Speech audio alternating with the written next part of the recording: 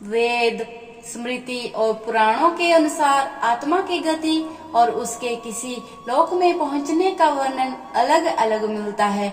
हम पौराणिक मतों को भी जानेंगे, लेकिन पहले संक्षिप्त में वैदिक मत को जान लेते हैं, जो कि गति के संदर्भ में है। वैदिक ग्रंथ के अनुसार आत्मा 5 तरह के कोश में रहती है: अन्नमय, प्राणमय, मनोमय, विज्ञानमय और आनंदमय। इन्हीं कोशों में रहकर आत्मा जब शरीर छोड़ती है तो मुख्य तौर पर उसकी 3 तरह की गतियां होती हैं: उदर्भ गति, स्थिर गति और अधोगति। इसे ही अगति और गति में विभाजित किया गया है। उदर्भ गति, इस गति के अंतर्गत व्यक्ति ऊपर के लोक की यात्रा करता है। ऐसा वही व्यक्ति कर सकता है जिसने जागृत, स्वप्न और सुसुप्ति में खुद को साक्षी भाव में रखा है या निरंतर भगवान की भक्ति की है। ऐसे व्यक्ति पितृ या देव योनि के सुख भोग कर पुनः धरती पर जन्म लेते हैं। स्थिर गति, इस गति का अर्थ है कि व्यक्ति मरने के बाद ना ऊपर के लोक गया और ना नीचे के लोक में, अर्थात उसे यही तुरंत ही जन्म लेना होगा। यह जन्म उसका मनुष्य योनि का ही होगा। अधोगति, जिस व्यक्ति ने किसी भी प्रकार का पाप करके या नशा करके अपनी चेतना या होश के स्तर को नीचे गिरा लिया है, वह नीचे के लोकों की यात्रा करता है। रेंगने वाले कीड़े मकोड़े या गहरे जल में रहने वाले जीव जंतु अधोगति का ही परिणाम है। अब जानते हैं पौराणिक मान्यताओं के बारे में। पुराणों के अनुसार जब भी कोई मनुष्य मरता है या आत्मा शरीर को त्याग कर यात्रा प्रारंभ करती है तो इस दौरान उसे 3 प्रकार के मार्ग मिलते हैं।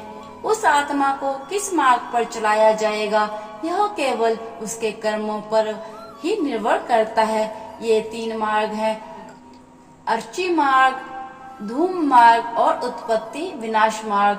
अर्ची मार्ग ब्रह्मलोक और देवलोक की यात्रा के लिए होता है, वहीं धूम मार्ग पितृलोक की यात्रा पर ले जाता है और उत्पत्ति विनाश मार्ग नरक की यात्रा के लिए है।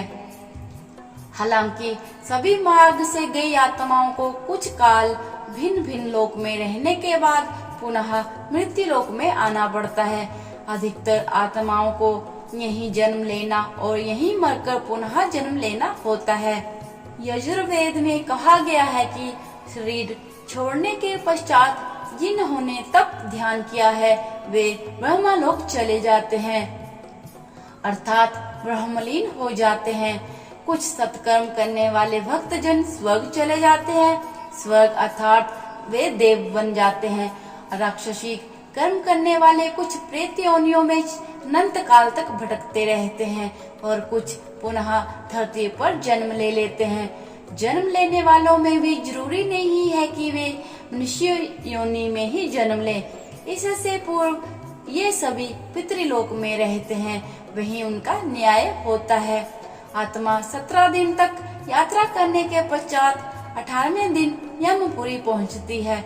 गरुड़ पुराण में यमपुरी के इस रास्ते में वैतरणी नदी का उल्लेख मिलता है।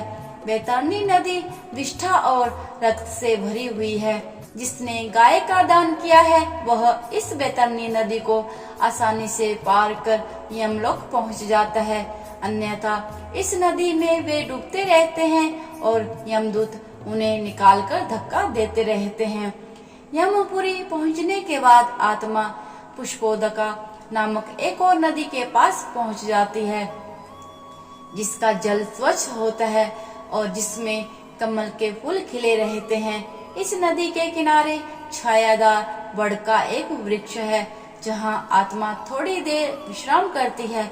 यहीं पर उसे उसके पुत्रों या परिजनों द्वारा किए गए पिंडदान और तर्पण का भोजन मिलता है, जिससे उसमें पुनः शक्ति का संचार हो जाता है।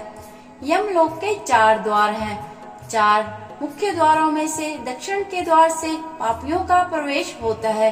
यम नियम का पालन नहीं करने वाले निश्चित ही इस द्वार में प्रवेश करके कम से कम 100 वर्षों तक कष्ट झेलते हैं।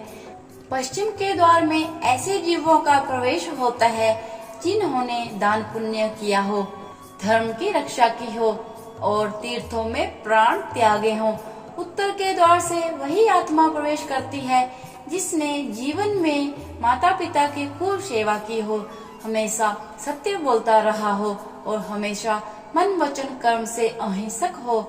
पूर्व के द्वार से उस आत्मा का प्रवेश होता है जो योगी, ऋषि, सिद्ध और सुबंध हैं। इसे स्वर्ग का द्वार कहते हैं। इस द्वार में प्रवेश करते ही आत्मा का गंधर्व, देव, अप्सराएं स्वागत करते हैं। माना जाता है कि जब कोई व्यक्ति मरता है तो सबसे पहले वह गहरी नींद के हालात में ऊपर उठने लगता है। जब आंखें खुलती हैं तो वह स्वयं की स्थिति को नहीं समझ पाता है। कुछ जो होश में रहते हैं वे समझ जाते हैं कि मरने के 12 दिन के बाद यमलोक के लिए उसकी यात्रा शुरू होती है। वह हवा में स्वतः ही उठता जाता है। जहाँ रुकावट होती है वहीं उसे यमदूत नजर आते हैं जो उसे ऊपर की ओर गमन कराते हैं। आत्माओं के मरने की दिशा उसके कर्म और मरने की तिथि अनुसार तय होती है। जैसे कृष्ण पक्ष में देह छोड़ दी है तो उस काल में दक्षिण और उसके पास के द्वार खुले होते हैं, लेकिन यदि शुक्ल पक्ष में देह छोड़ी है तो उत्तर और उसके आसपास के द्वार खुले होते हैं, लेकिन तब कोई नियम काम नहीं करता जबकि व्यक्ति पाप से भरा हो। शुक्ल पक्ष में मरकर भी वह दक्षिण दिशा में गमन करता है। इसके अलावा उत्तरायण और दक्षिणायन का सबसे ज्यादा महत्व होता है।